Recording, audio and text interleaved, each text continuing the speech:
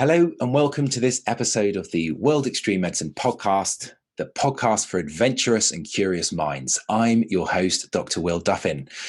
We're an organization that celebrates medics from all walks of life who are having extraordinary careers and forging their own true path. And in recent episodes, I've spoken to Hinimoa Elder, a psychiatrist who's penned a book on ancient Maori wisdom. I've spoken to Lizzie Thorne, a junior doctor who's worked on expeditions around the globe. And today's medical maverick is Dr. Clare Fernandes. She has a specialism in occupational medicine and has the unusual and fascinating role of being Chief Medical Officer of the BBC. Clare qualified as a doctor from the Royal Free and University College Medical School back in 2008. And prior to her role in the BBC, she's also worked with national and multinational companies in a clinical capacity, the likes of Adidas and the Rutherford Appleton Laboratory. Outside of work, she's a keen scuba diver and she loves to travel. And as you can see, Clare has certainly not had a conventional medical career path. So Clare, you're absolutely the kind of people we like to speak to at WEM. Welcome to WEMcast. Thanks very much. Thanks for having me. How's the lockdown hair coming on? Oh, I tell you, I've never known how many grey hairs I've had until now. It's truly frightening. I bet you're looking forward to everything opening up again. Oh, can't wait. Me neither. Your hair looks pretty good though. Oh, thank you very much. Yeah, no, it's kind of I've just embraced the bouffant. It's you just got to cultivate it, haven't you, and run with it. You just got to embrace what it is. But I'm sure it's the same for you, and based in Islington in London. Social contact outside of the world of Zoom is fairly limited these days, isn't it? Yeah, absolutely. It's basically me, my husband, and the cats. Yes, driving each other crazy. Have you run out of things to talk about yet? No, not so much. But every day is a new day. The other day, I was sort of running around after him trying to cut his hair, and he just refuses. So there's always something new. They are variations on the same theme, though. Yes. My wife's threatened to cut my hair. Actually, I've been holding up as well, but we'll see how things go. So you've had a really unusual career path, Clare. Many of our contemporaries are still working in the NHS, working on rotas. They're beholden to rota managers. They've perhaps had visions of breaking free of the mould, so to speak. And it's great to speak to people like you who've gone and done that. And your background is occupational medicine. I think that's a good place to start. Just so that we get a sense of where you are with things. What is occupational medicine? Just give us a quick sense of what that's all about. Yeah, and in fact, actually, most of my medical colleagues also don't know what it is. Occupational medicine is essentially the medicine of work. So a good example would be the Glasgow bin lorry man who crashed into some people who wasn't very well, or the Germanwings pilot who did a similar sort of thing. And that's kind of occupational medicine gone wrong, though. We aim to keep people well at work. And some of it is statutory, like, for example, if you're working with asbestos, there's lots of kind of legislation around that. But some of it is simple things like somebody has cancer and how do they work around chemotherapy? Or in COVID, how does somebody with medical conditions, can they work in a clinical environment?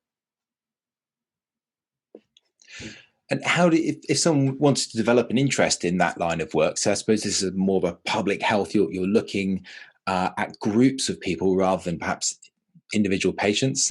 How do you develop that interest in your career?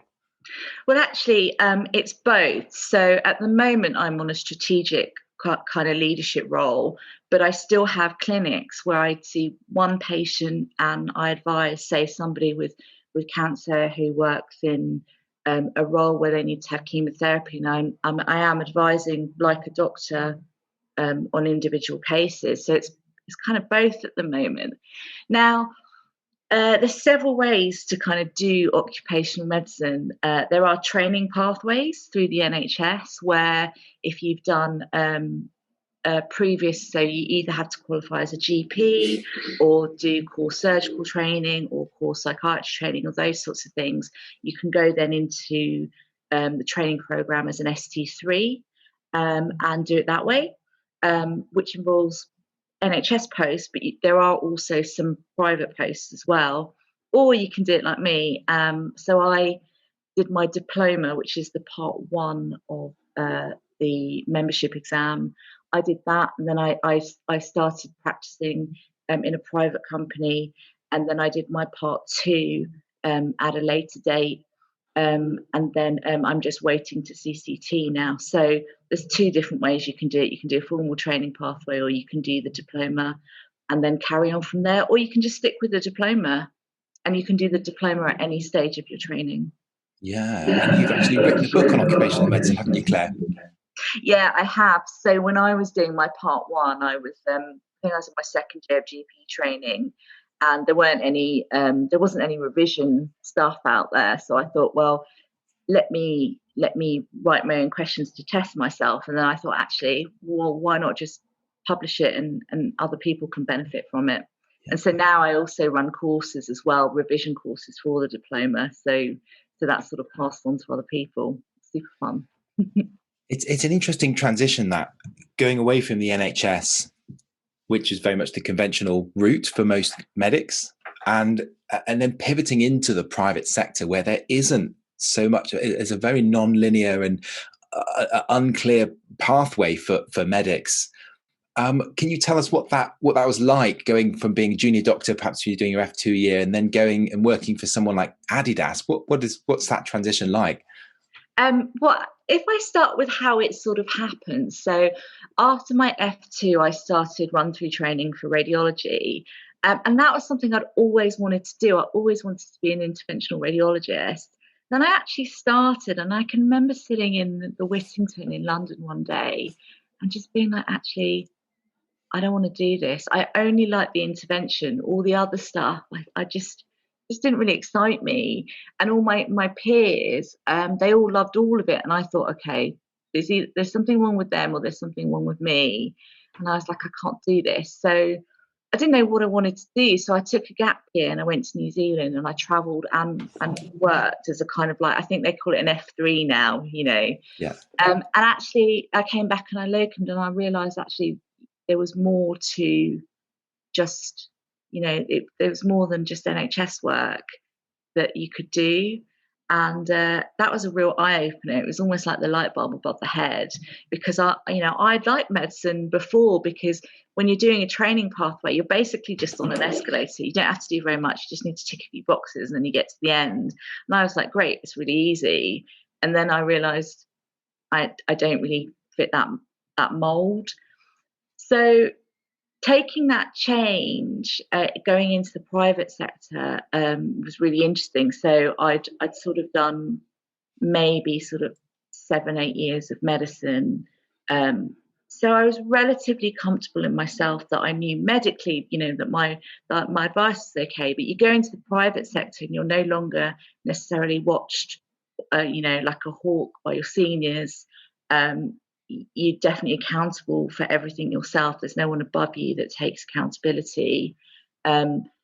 You're right, it is very much, you're kind of out there in the big world. So you have to be, I think you have to be quite structured, and you've got to do all your CPD yourself.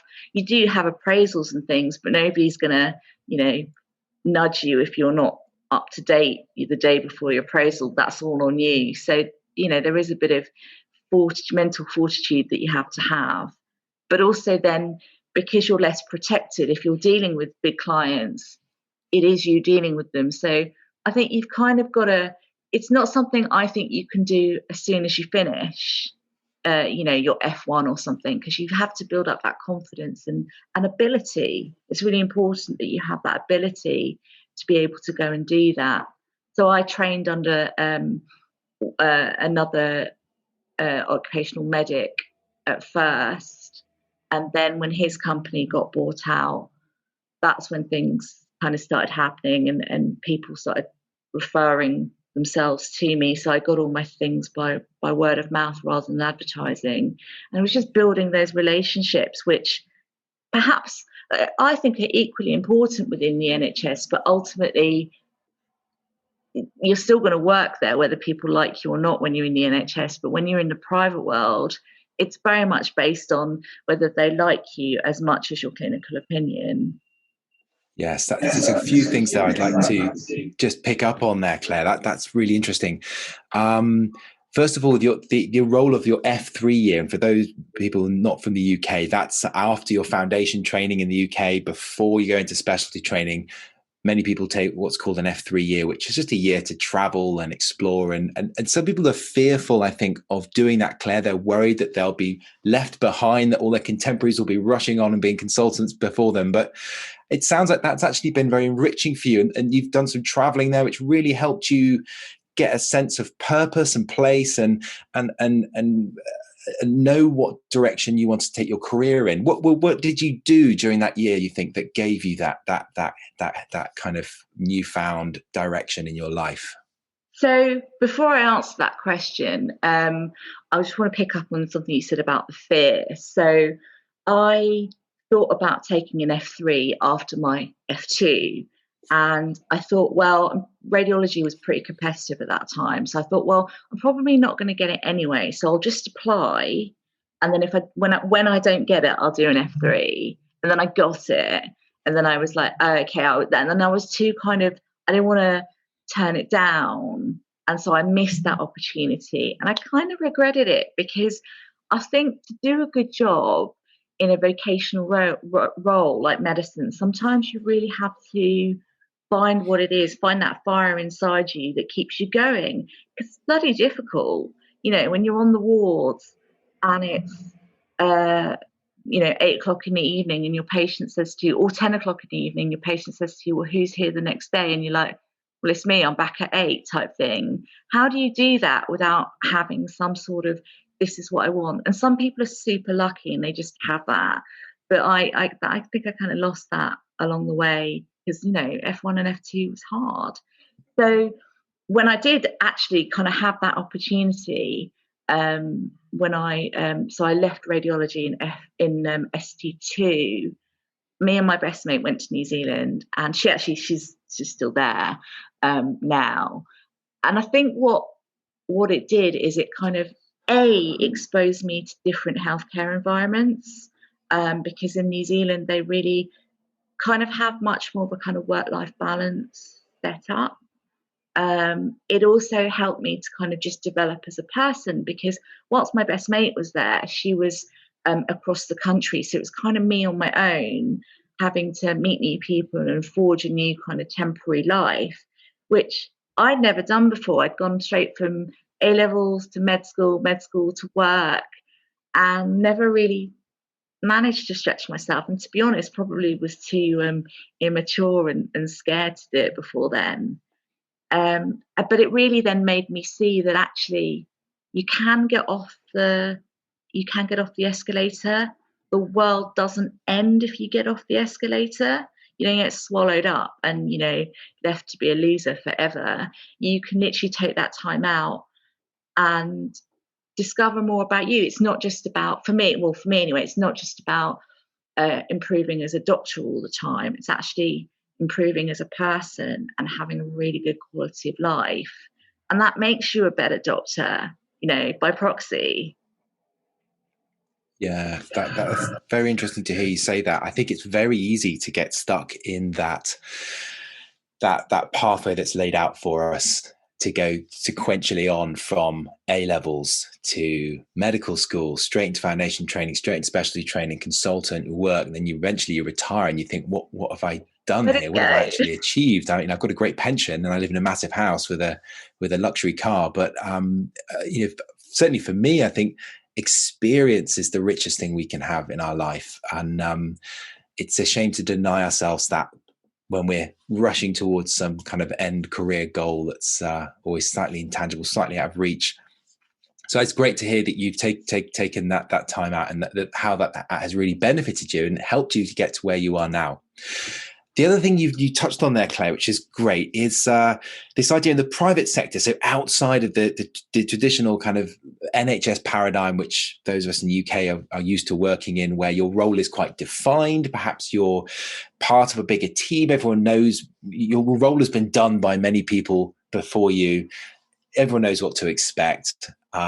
When you move into the private sector, it's much less clearly defined, and you always have to kind of create your own niche. You have to build your own relationships. You have to work with people that don't perhaps understand what your role is, and you, as you said, people have to actually like you, don't they? It's not just about it's not a free and fair process all the time, is it? It's building relationships with people and furthering your career in those settings is a completely different kettle of fish, isn't it? It really is. It really, really is. I think that one of the things I found, and perhaps this was my breaking point. So when I was doing general practice training, I won a fellowship to do a year in Cambodia in rural health, which would be part of my training. And I didn't take it up because at that time I was going to get married and I really needed to earn some money, and it would have been a pay cut. So they said, "Oh, you can do it next year in your final year." And then they actually rescinded that. They said, "You can't do it in your final year." And so I can do it. And so I was kind of like, this is annoying. I'm fed up of having my life controlled by this kind of health authority body or whatever that I've never met. But when I went into the private sector, the first thing I did is say, okay, I want to be able to take 6 months off every year or every 2 years and go and have fun. And they let me. So I went to Indonesia, I worked as a dive medic, I went traveling, I've done all sorts of things. And that's really, that's again one of we talked about the hardships of you've kind of got to build those relationships. But one of the great things is that they let me go and do that. So I was still able to kind of find my sparkle and make me tick and make me enjoy my life. So did you feel you could be more on your terms? Yeah, completely. And of course, it's not necessarily like that in every private company that you work for, because some of them, they want to make money. That's the other thing. They want to make money. That's their primary goal. So if it has to fit in within their terms and conditions. But again, if you don't ask, you don't get. Whereas in the NHS, I feel from my experience that sometimes if you ask, you don't get anyway. So yes, quite. Well, I think often that's for lack of asking. I think we're very, very compliant as medics. I think we're very, because a lot of the roles are predefined throughout the training grades, and we move through those so quickly. We don't challenge or we don't push for more flexibility in the way we work. I think generationally we've just come to accept that we have very little autonomy over the way we work and the hours that we work. And I think there's certainly within the world of general practice that I'm in, there's been huge pushback from that. The days of the 10 session a week partner is fairly gone now, and everyone is working less than full time. They're working more flexible, more portfolio careers. And it's very interesting to see that shift in the way that we're working now as medics. Well, it's great, isn't it? I mean, because how can you, burnout is just so prevalent otherwise, because you are just continuing to do things where you don't have any demand or you don't have any control over the demands. But also I kind of do get it. So, the NHS doesn't have much flex, and we've certainly seen that over the last year. So I don't think we can be too hard on the powers that be. But also they're basically a big sort of behemoth that has to almost have, it's easier to have set pathways, because if you start having too much flexibility, they don't know what's going on because it's too big. So it's hard. I know it's hard, but I do really think that actually people seem to be having more flexibility. There's less sort of reticence to take an F3, an F4, F5, or however many Fs you want, because people are now seeing that doesn't damage your chance at specialty training. People see it as an asset. There you go. So don't be afraid to take as many Fs as you want. Claire Yeah. Fernandes. Claire, tell us about this BBC role that you've got. What a great job. How did you get that? So it was a little bit of luck, really, if I'm honest. So I worked for as I said, an occupational health company where we are the outsourced provider for their occupational health. So their employees that have health problems, that need adjustments at work or need some advice, so that they can be managed based on their medical conditions. And perhaps for me, it was the good thing that has come out of COVID, if there is such a thing, because they decided that they needed to have a chief medical officer. And so they asked the company to send a couple of people over for interview. So sort of day one, I had one interview. Day two, I had a second interview, and these were just kind of over coffee. And then the week later, I was there at Portland Place going, okay, let's see how we go. And what has it been like across such a massive organization? You've got headquarters in London, but also in Manchester and all around the UK. Being the person responsible for COVID or leading the COVID mitigation across all of that, what's that been like? Daunting, in a word. I wouldn't want to be so bold as to say that I lead the effort. There's a team of which I am part of, and I provide the medical input. They and I know that I just do the medicine. They're good at the other bits of the role and far better than me. It is it's a challenge. So it's not only UK. We look after globally. 22 countries we're based in. So there's challenge not only from the fact that within the four nations, for example, at the moment, lockdown is release from lockdown is progressing at different paces throughout the four nations. But then across the world, you've got that as well.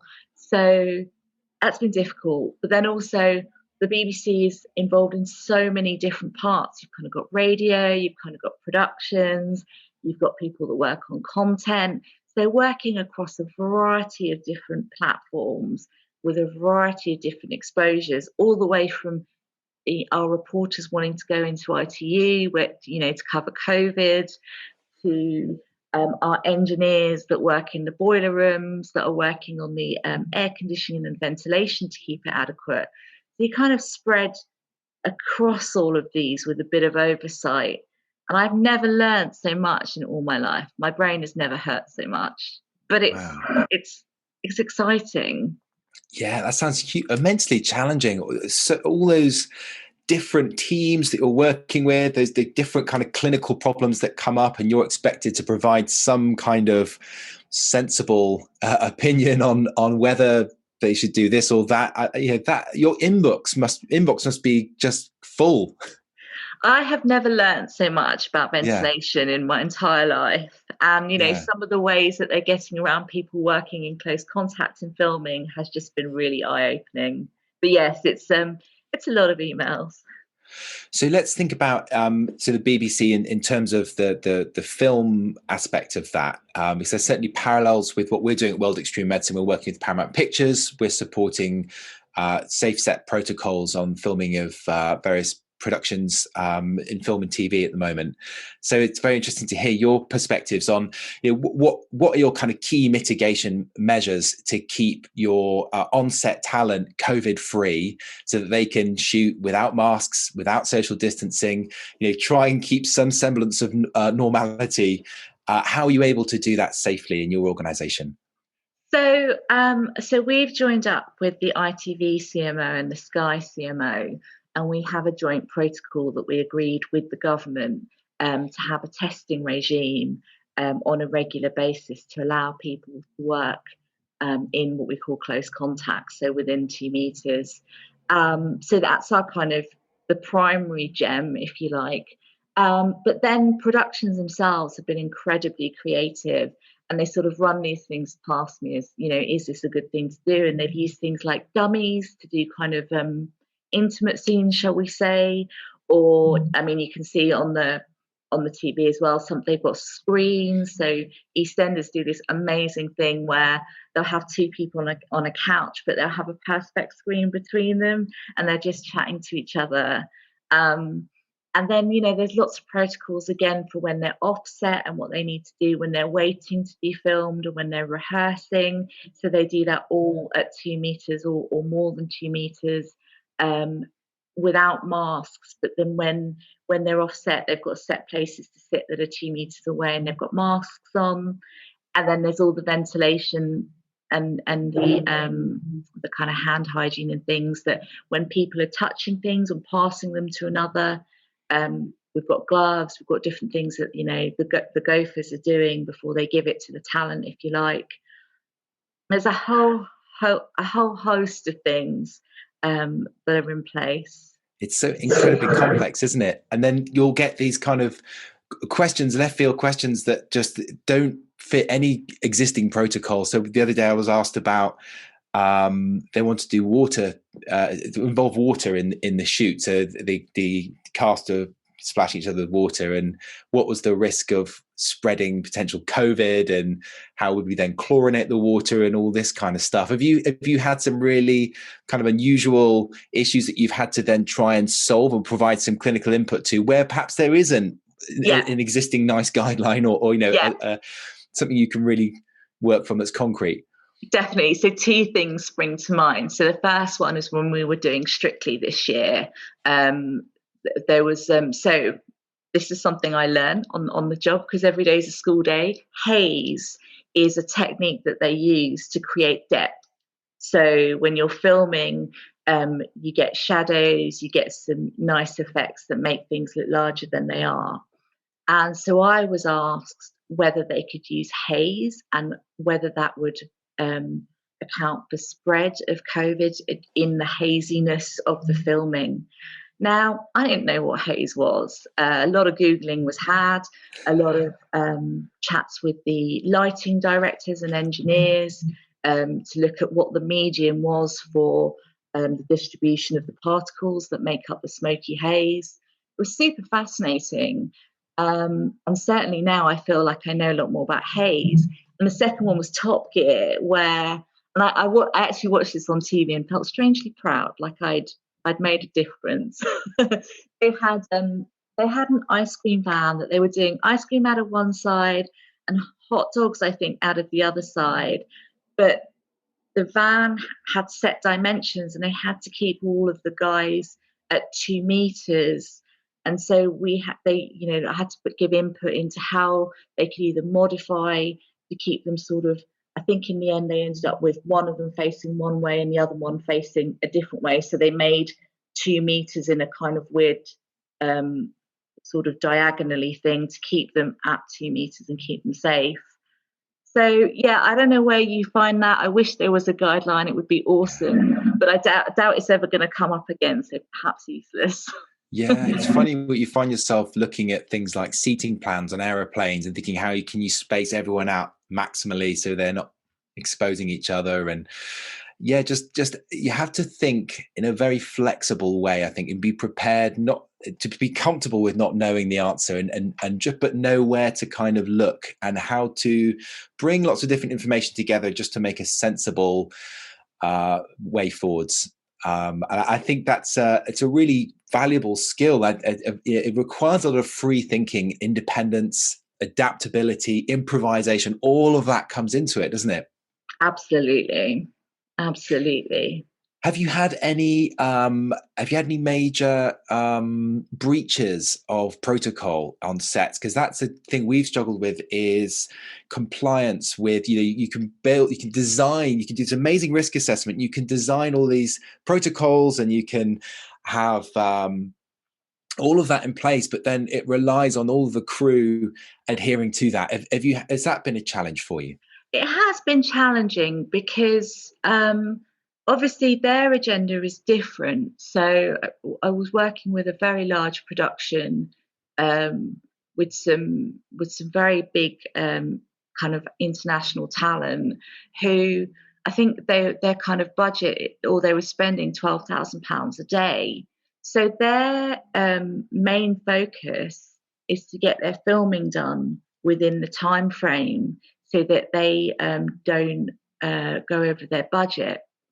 And so they're sort of like, well, we can't keep people at 2 meters because this scene is X or this scene is Y, or we can't put into place cleaning regimes because we need to get through a certain amount a day. Or, you know, they were filming in a prison, and you know, they're sort of like, we can't do X, Y, and Z. And you as the clinician have to make them understand in a way that fits in with their agenda why they have to do it. So, you know, kind of talk about reputation, you talk about actually how much worse it would be if a member of their team got COVID, or if there was an outbreak, they'd have to stop filming anyway. So, you know, the benefits outweigh their need to press on. So yeah, you have to be quite pragmatic. You have to know as well that you have to be quite forceful sometimes, because these guys or girls, they know what they want to do, and sometimes maybe they think they know better. I don't know, but they are very, very, we've got to do this. And so you have to really kind of stick to your guns. Yes, you have to be a real advocate for the health and well-being of the whole crew involved in that production, haven't you? And that could be a real challenge, and that's definitely something we've experienced in certainly the commercial expedition world, and also in COVID mitigation. There's often that tension between the commercial interests. So if a shoot's happening, there's a huge commercial pressure on everyone to get that shoot done. It needs to be finished, but it needs to be done safely. And often there's commercial pressure for you to perhaps push things under the carpet a little bit, or to downplay something. And perhaps you have to be more of an advocate and step in and be assertive and say, actually, I'm not comfortable with this. How do you resolve that conflict, the commercial conflict, and then also the need to maintain safety and your professional duty of care to all the people that your clients, your patients, etc.? Yeah, it is. This year has been particularly challenging for that, but I think there's several things. So, and this is why I said at the beginning, it's not something these sorts of roles, whilst you can do them straight after you qualify, you really need to build up that experience and that confidence in yourself. Because I think the first thing is you have to know that what you're doing is in the best interest of health and safety, i.e. your patients, the employees. You have to really know that. I think also you have to be prepared to be pragmatic and compromise on the bits that are not important, but really then stick to your guns on the things that are. So I often have this is a nice to have, but this is a definitely must have.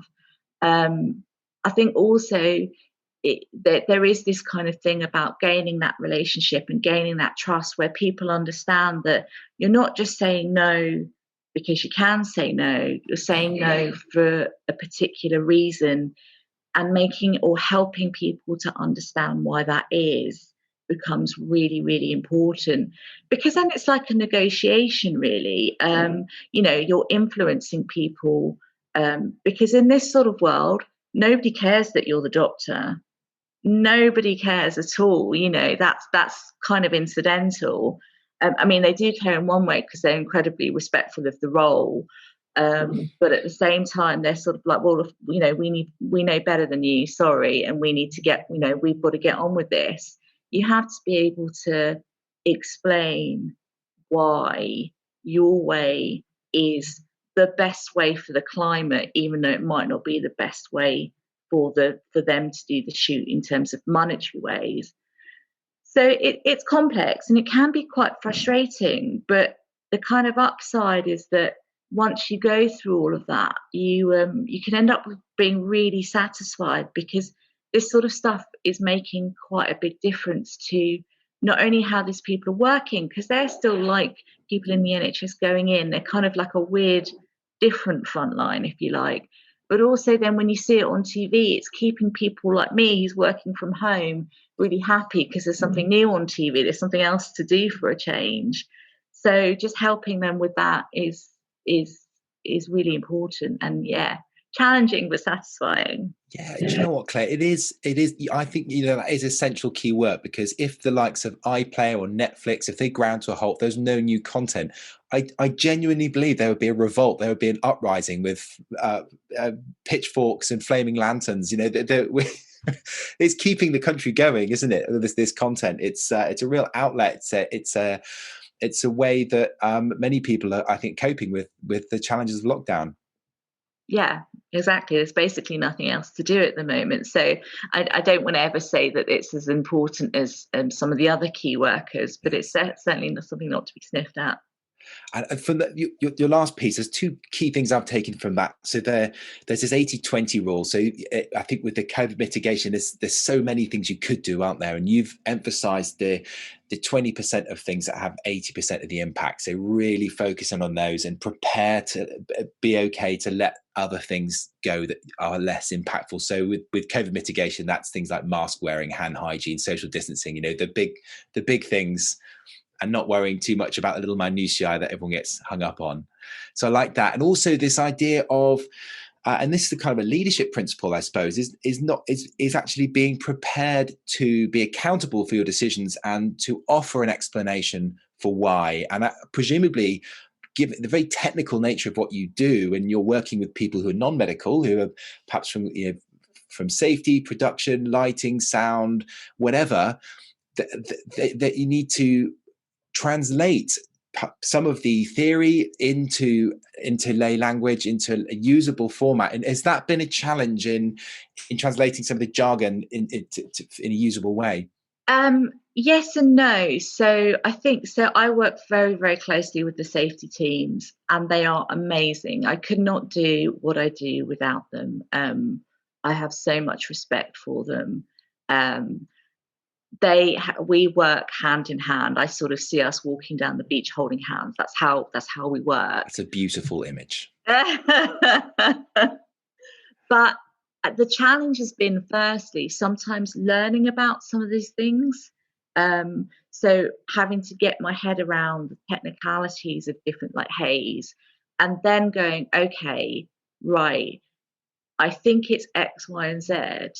And then it's about relaying it to, it's never safety. It's normally the people, the directors or members of the team. I need to know it well enough then to explain it to them in a way that they can retain in 5 minutes, because they've got a million other things to do. But then also being able to relay that sometimes if I'm not sure, to be able to relay that in a way that doesn't make them think, okay, well, this chick doesn't know what she's talking about, but in a way that sort of goes, I think this is the best way, but we can reassess if it's not. So that kind of maintaining of that confidence to those guys, in a way that they can come back to you and not think that you don't know what you're doing, can be a real challenge. Yes, I found that I've purposely dropped in just a couple of bits of jargon, just a little knowledge bomb early on, just like, oh, okay, so he's using the right language. I don't know what that means, but it's just kind of signposting that you've got a certain level of proficiency. I think that's totally legit to do that, as long as you don't completely bamboozle people. Yeah, absolutely. Like I joke sometimes that on calls, all I do is wear glasses and say stethoscope a million times, and they're like, "Oh, yeah." But then you build up that relationship, and some of the directors I've worked with have been amazing. That we've got such a good rapport going on now, and they know that they can come to you then with a problem that they might be having on the ground, and that you'll be supportive and help them, but you'll say no when it can't be done. Yes, you must have built up a really nice relationship with your colleagues during this time. There must be a lot amazing. of trust there, and yeah. I think it's always harder if you're working. So our role, we're working with lots of new teams are forming new productions in different parts of the world, and that's always a huge challenge. I think it takes time, doesn't it, to really generate those relationships, to build that trust, and especially for the rest of the crew to trust you and your clinical input, especially when you're putting up barriers sometimes, aren't you? And do you ever feel that there's a time where you really need to be an enabler, that you need to know what to leave when there's a time to say, look, we've just got to move forward with this, and sometimes put some of your own bugbears or your own kind of gripes aside, and just move things forwards in the interests of the production? Yeah, not in production in World, but yes, in other parts of the work, yes, there have been times where I've really kind of privately to the right people thrown a massive hissy fit and said, this is not okay. But people have listened because, again, you pick your battles, don't you? I'm not going to chuck my toys out of the pram because something's blue instead of red. It was something that was incredibly important, and it wasn't being done in the way that it needed to be done. People sat up and listened, and then cool, things go back to, they do it the way that you want them to do, and no drama. Life goes on, but it goes on, in a safe way. Yes. Well, it's great to hear, Claire, that you obviously really enjoy this role that you're doing. Is that right? Yeah, I do. I mean, it's hard for sure. Sometimes when the government changes something, I know I've got kind of 2 weeks worth of maybe 10-hour days ahead of me. But the people I work with are bright, motivated. Some of them are just so creative, and people that I would never have met if I wasn't in this role. And they're doing such cool things that, again, my little doctor brain would never think about some of the stuff that goes on. And I'm like, wow, your lives are awesome. But even, there's such a great bunch of people. So you've got so many as well. Like, you've got the security guards and the cleaners, to the talent, to the business continuity, to the safety, to all these different people. And it's so nice to see how everybody works together so well. Yeah, it sounds like a great place to work. And if there are other listeners that are thinking, hey, that's I'd like to do that. I'd like to break out of the purely medical sphere, and I'd like to work in an organization where my contribution is really valued, where I can work more independently, where I can develop broader skill sets. What would your top tips be, Claire, for anyone that wanted to do that, to jailbreak their career and do the kind of thing that you've done? So I think the first thing is to not do it too soon. So I have got members of my family who are little baby docs. I still feel like a baby doc, but they're the beginnings of their career, and they want to do X, Y, and Z. And I can remember being that baby doc going, hang on a second, but I'm a doctor now. I want to do this. And, why can the nurses do it as soon as they graduate and we can't, type thing. But actually, some of the complexity of what we do and the risk that we carry means that you have to be relatively secure in yourself, in the knowledge that you can give to be able to carry that. So it's something that I wouldn't suggest right at the beginning of your career. Get a few years under your belt, go through a few specialties, be it whether you do it in NHS rotations or whether you do it ad hoc. Get some experience under your belt, because you will still need the medicine, because you're paid still to be the doctor, to give the medical advice. The second thing, I think, and this is quite personal to me, because this is how it's sort of happened in my career, is don't turn down offers, because, and I mean this in the medical world, not in your personal life, but because every offer, to do something, to go somewhere, to do a bit of work, whatever, is an open door. And that might lead somewhere. It might not do, but it might give you that little skill. You might meet somebody that introduces you to something, something that you think is very innocent can lead to the rest of your life. And then the third thing I'd say is that they don't forget everything is an experience, everything is a learning experience. And I don't want to say that to make everything not fun, but everything helps you to grow and everything maybe happens for a reason. So don't take, what people would class as failure or not achieving or something that doesn't go how you want it to go. Don't take that as something to put you off. Learn from it, take something positive from it, and move on. Have you had any major failures in your life that have helped you to grow? Yeah, for sure. So I felt that leaving radiology, I felt it was a massive failure. It was something I'd always wanted to do. It was something that I could see the end and what the end would look like for me.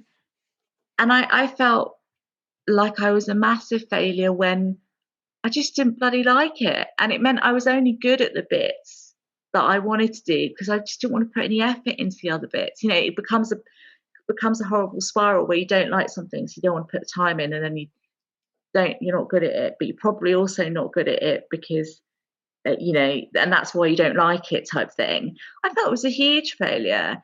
That kind of nice little perfect life that I'd set out where everything just falls into place got crushed. And I think that was the first time in my life that had happened. And I'm lucky that happened when I was 27. I'm lucky to get to that age before things really hit the fan. But it felt like a real failure. But actually, it was the beginning. It was the beginning. Yeah, and sometimes things have to fall apart, don't they, for better things to fall back together. Not my words, actually. Incidentally, the words of Mariah Carey, very wise lady. But that's very interesting, Claire, to hear your thoughts there, that everything is an experience, everything's a learning opportunity, and whatever you do, you can take something from. I really like this idea that life's happening for you and not to you, and that you can use every experience in a positive way if you choose to do that. So that's really, really powerful. That really resonates for me. Thank you. Yeah, absolutely. I mean, even every interaction when I go and get my coffee on my treat days, every interaction builds up a new little friendship. But also the other thing is that then don't forget to give things back. So I think at the beginning of our careers, we're taking quite a lot. And then when you get to the end stage, so consultant stage or something, those people that gave you things are perhaps no longer in a place that you can give things back to them. So pass it down, pass it on.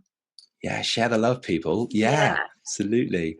I've started doing lots of talks on expedition medicine at schools. I started at my old school. They advised me to speak to them. I thought, fine, I'll do that. And then other schools within the city kind of said, oh, could you come and speak to our kids? And these are kids in inner city who don't really have access to the outdoors in the same way that I did as a privileged person.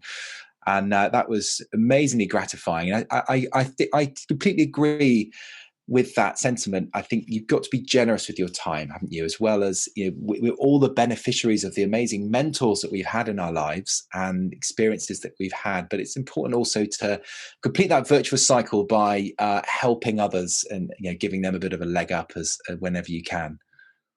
Yeah, for sure. I think sometimes, like med school and F1, F2 or STs or whatever, it's quite competitive, isn't it? You do want others to do well, but you also want to do better than them, perhaps because there's limited spaces or only one person's going to be at the top or whatever. But I don't think it should be like that.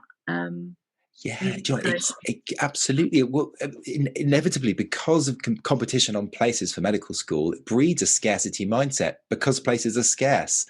And I think that is problematic for future working relationships, because you're always then fighting tooth and nail. You think if someone else gets an exciting role, that means there's less of the pie for everyone else, and you have to then instead of collaborate, you then have to compete with everyone.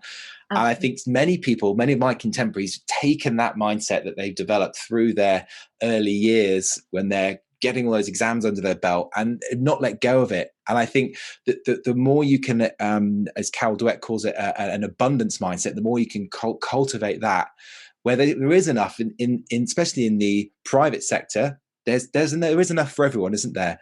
And the only way forward really is to collaborate, is to build good working relationships, and to give back to other people. You have, we're all part of this big infrastructure, this big ecosystem. Absolutely. I mean, particularly in the private sector, you build on your networks, because otherwise it's a lonely place to be. I'm the only doctor in 22,000 employees. It's an incredibly lonely place to be otherwise. Wow. And so, but also they know something you don't know, you know something they don't know. Together you collaborate, you can build something really special, and support each other through it, so that actually it's fun, rather than a lonely old world where people hate you because all you do is tell them that they can't do things because of COVID. Well, Claire, it's been an absolute joy to hear your story. Thank you so much for your time today. You're welcome. Thank you so much. If anyone listening wanted to know more about you or reach out to you, how can they do that? So I think you can reach me on LinkedIn, but also if you want to learn more about occupational medicine, you can find our Facebook page. I don't even know what my Facebook page is actually. That's okay. We'll post a link in the show notes, Claire. Yes, you can have a look at that. Great. Thanks very much, Claire. And good luck with all of the productions and all the various dramas and crazy left field clinical questions that will be fired at you, no doubt, over the next couple of weeks. It sounds like you're in a good place to handle it all. Thank you. Yeah, and good luck with Paramount. Thanks very much. Yeah. Cheers.